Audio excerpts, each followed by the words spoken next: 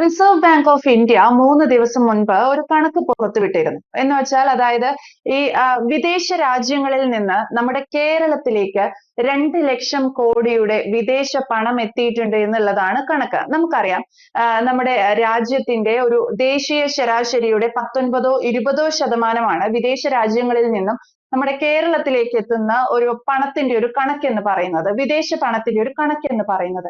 അപ്പോൾ ഈ 2 ലക്ഷം കോടി കേരളത്തിലുള്ള പല പല ബാങ്കുകളിലായിട്ട് വിദേശ രാജ്യത്തു നിന്ന് എത്തിയിരിക്കുന്നു.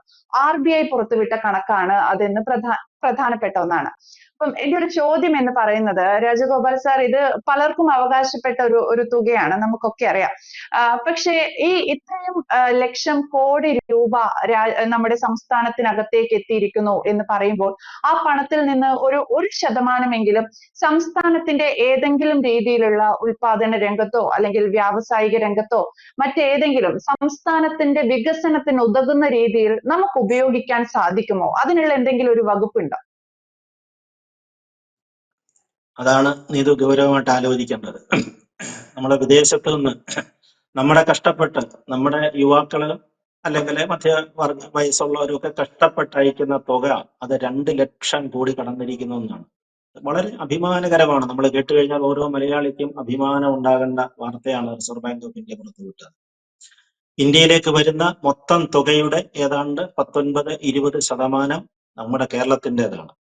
എന്നാലോചിച്ച് നോക്കുക, ഏതെല്ലാം രാജ്യങ്ങളിൽ നിന്നാണ് തുക വരുന്നത്? കൂടുതലും ഗൾഫ് രാജ്യങ്ങളിൽ നിന്നാണ്. നമുക്കറിയാവുന്നതുപോലെ ഗൾഫ് രാജ്യങ്ങളിൽ നിന്നാണ് ഏറ്റവും കൂടുതൽ തുക വരുന്നത്. പിന്നീട് അമേരിക്ക, ബ്രിട്ടൻ, കാനഡ, യൂറോപ്യൻ രാജ്യങ്ങൾ, ഇവിടെ നിന്നൊക്കെ അതിൻ്റെതായ നല്ല ഷെയർ വരുന്നുണ്ട്. അപ്പൊ നമ്മുടെ ഇപ്പത്തിന്റെ കുട്ടികൾ എവിടെല്ലാം ജോലി ചെയ്യുന്നു, അതിന്റെ ഒരു നല്ല സൂചനയാണത്. അതൊന്നും അവർ കളയുന്നില്ല എന്നുള്ളത്. ആ പണമൊന്നും അവരിവിടെ ദുരുപയോഗം ചെയ്യുന്നില്ല. അവരത്യാവശ്യം അതിന്റെ നികുതി കാര്യങ്ങളൊക്കെ കൊടുത്ത്, ഇപ്പൊ അമേരിക്കയൊക്കെ ആണെങ്കിൽ നല്ല നികുതിയൊക്കെ കൊടുക്കണം, നല്ല ബ്രിട്ടനും കാനഡയ്ക്കും ഒക്കെ നല്ല നികുതി ചാർജ് ചെയ്യുന്ന സ്ഥലങ്ങളാണ്. ഇത്ര ശതമാനം അവിടെ ചെലവാക്കണം എന്നുള്ളതാണ്. 50-60% വരെ അത് രാജ്യത്ത് ചെലവഴിക്കണം. എന്നിട്ടും അവർ ഇത്രയും തുക അയക്കാൻ പറ്റുന്നു. ഈ തുകയെല്ലാം നമ്മുടെ ബാങ്കിൽ വന്ന് കുന്നുകൂടുകയാണ്. ബാങ്കിൽ നന്നായിട്ട് വന്ന് അടിഞ്ഞു കൂടുകയാണ് ഈ തുകയെല്ലാം.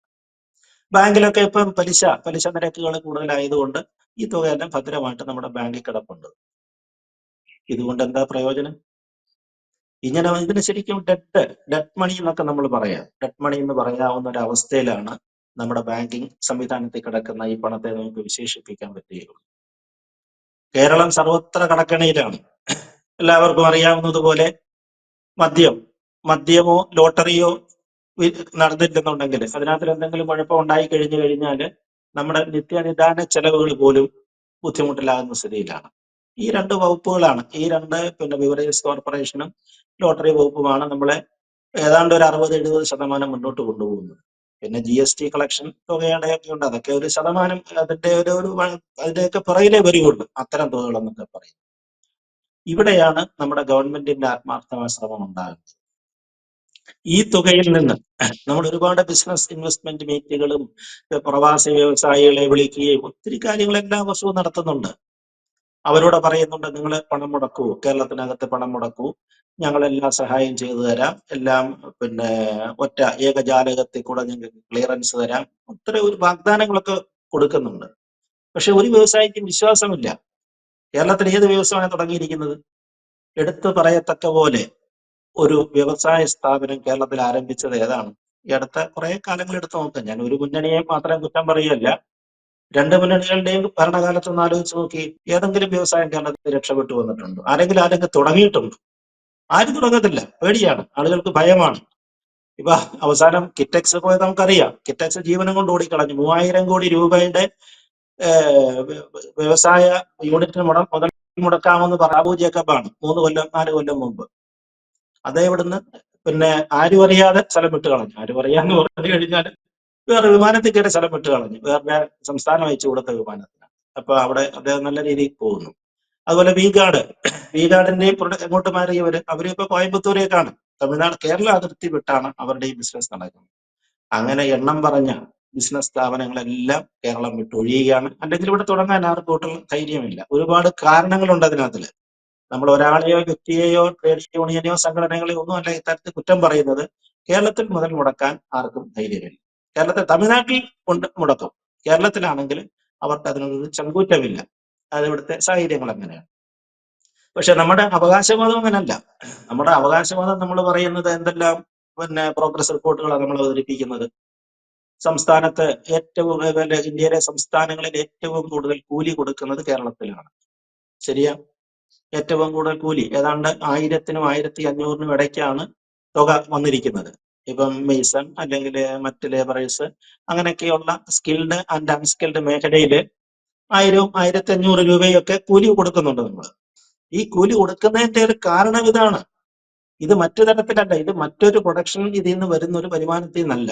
ഈ പറയുന്ന കുറച്ചാളുകൾ അവരുടെ സമ്പാദ്യം എടുത്തിട്ട്, സമ്പാദ്യത്തിൽ നിന്ന് തുക എടുത്തിട്ട് മിനിമം രീതിയിലെങ്കിലും കാര്യങ്ങൾ ചെയ്യുന്നത് കൊണ്ടാണ് ഈ കൂലി കൂടുതൽ നിൽക്കുന്നത്. അല്ലാതെ ഇവിടെ നിന്ന് കിട്ടിയതാണ് ഈ കൂലി വർധന എന്നൊക്കെ പറയുന്നത്.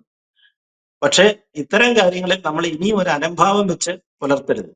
അതെന്ന് വെച്ചാല് ഇപ്പൊ കുട്ടികളെ പറഞ്ഞില്ലേ, നമ്മൾ എന്നും അവരെ ഇതിനെ നമുക്ക് ആശ്രയിച്ച് നിൽക്കാനൊക്കത്തില്ല, സംസ്ഥാനത്തെ ആശ്രയിച്ച് നിൽക്കാനൊക്കത്തില്ല.